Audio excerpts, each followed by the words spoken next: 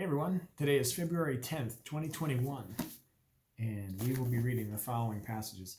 Exodus chapters 24 and 25, Matthew chapter 23, Psalm 37, 23 through 40, and Proverbs 10:17.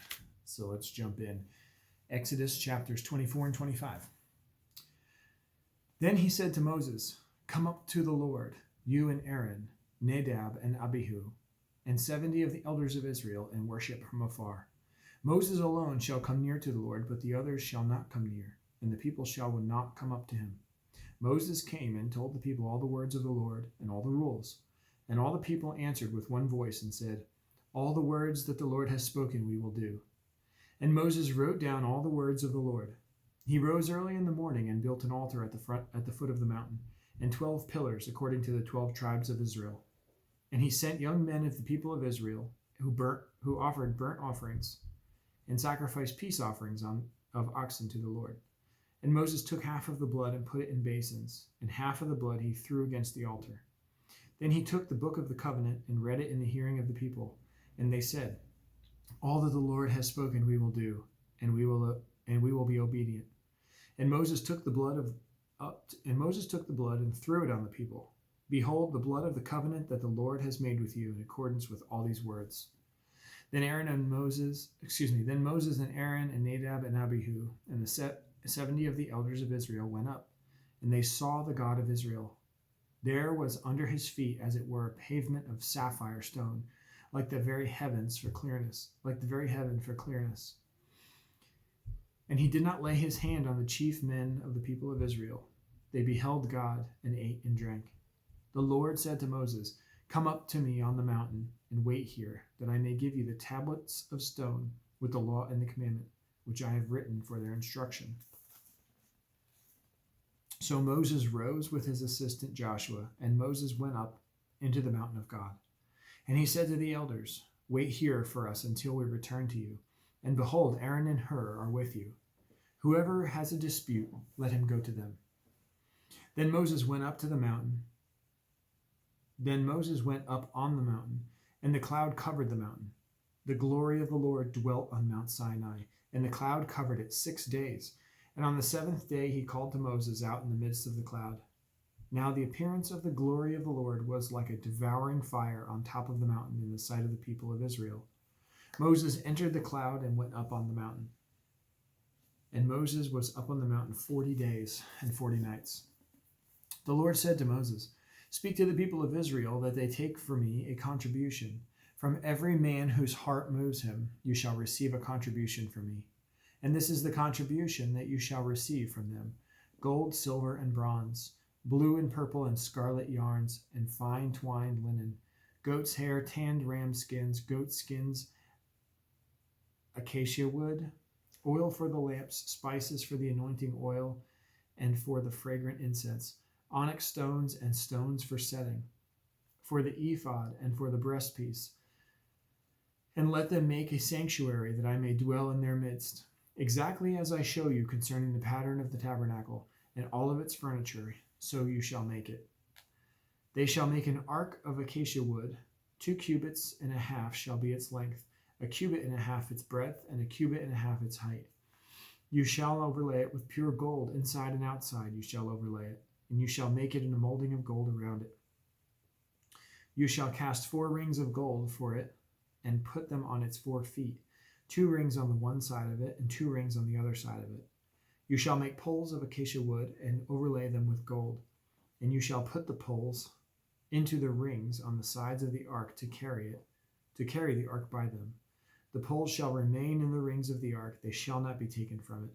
And you shall put it into the ark of the testimony that I shall get. And you shall put into the ark the testimony that I shall give you. You shall make a mercy seat of pure gold. 2 cubits and a half shall be its length, and a cubit and a half its breadth. And you shall make 2 cherubim of gold. Of hammered work shall you make them on the 2 ends of the mercy seat. Make 1 cherub on the one end, and the other cherub on the other end. Of one piece with the mercy seat shall you make the cherubim on its 2 ends. The cherubim shall spread out their wings above, overshadowing the mercy seat with their wings. Their faces toward one another. Toward the mercy seat shall the faces of the cherubim be. And you shall put the mercy seat on top of the ark, and in the ark you shall put the testimony that I shall give you. There I will meet with you, and from above the mercy seat, from above the two cherubim that are on the ark of the testimony, I will speak with you about all that I will give you in commandment for the people of Israel. You shall make a table of acacia wood. 2 cubits shall be its length, and a cubit its breadth, and a cubit and a half its height.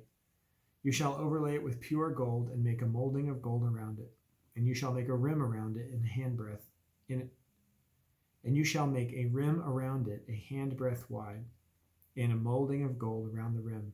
And you shall make for it 4 rings of gold, and fasten the rings to the 4 corners at its 4 legs. Close to the frame the rings shall lie, as holders for the poles to carry the table.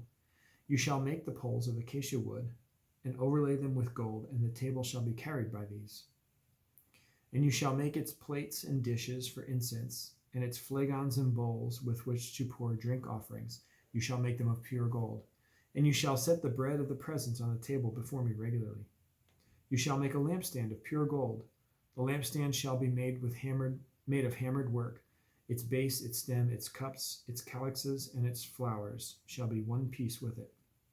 And there shall be 6 branches growing out from its sides. 3 branches out of the lampstand. 3 branches of the lampstand out of one side of it, and 3 branches of the lampstand out of the other side of it. 3 cups made like almond blossoms, each with calyx and flower, one on one branch, and 3 cups made like and 3 cups made like almond blossoms, each with calyx and flower on the other branch. So for the 6 branches going out of the lampstand. And on the lampstand itself there shall be 4 cups made like almond blossoms, with their calyxes and flowers, and a calyx of one piece with it under each pair of the 6 branches going out from the lampstand. Their calyxes and their branches shall be of one piece with it, the whole of it a single piece of hammered work of pure gold. You shall make 7 lamps for it, and the lamps shall be set up so as to give light on the space in front of it. Its tongs and their trays shall be of pure gold. It shall be made with all these utensils out of a talent of pure gold. And see that you make them after the pattern of them, which is being shown you on the mountain. Almond blossoms. I'll get tripped up over that one every time. Almond blossoms. Matthew chapter 23. Then Jesus said to the crowds and to his disciples, "The scribes and the Pharisees sit on Moses' seat. So do and observe whatever they tell you, So do and observe whatever they tell you, but not the works they do. For they preach, but they do not practice. They tie up heavy burdens, hard to bear, and lay them on people's shoulders. But they themselves are not willing to move them with their finger. They do all their deeds to be seen by others. For they make their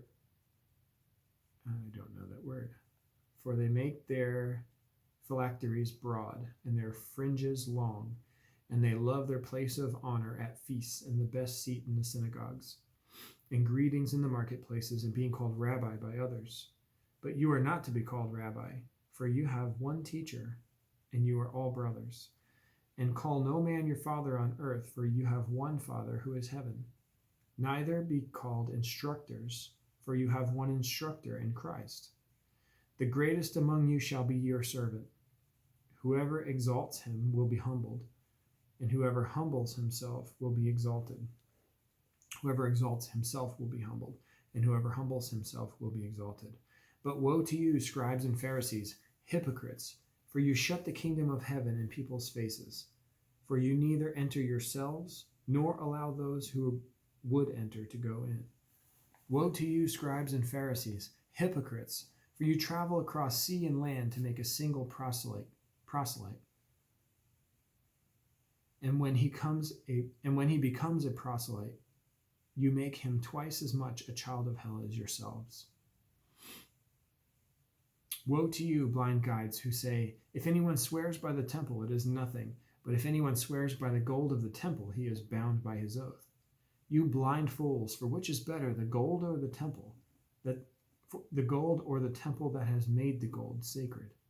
And you say, if anyone swears by the altar, it is nothing. But if anyone swears by the gift that is on the altar, he is bound by his oath. You blind men, for which is greater, the gift or the altar that makes the gift sacred?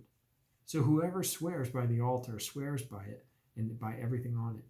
And whoever swears by the temple swears by it and by him who dwells in it.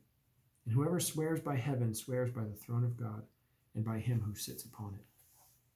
Woe to you, scribes and Pharisees, hypocrites, for you tithe mint and dill and cumin and have neglected the weightier matters of the law, justice and mercy and faithfulness. These you ought to have done without neglecting the others. You blind guides, straining out a gnat and swallowing a camel. Woe to you, scribes and Pharisees, hypocrites, for you clean the outside of the cup and the plate, but inside they are full of greed and self-indulgence. You blind Pharisee, first clean the inside of the cup and the plate, that the outside may also be clean.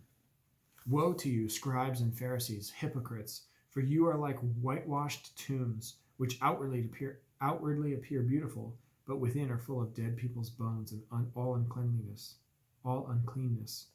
So you also outwardly appear righteous to others, but within you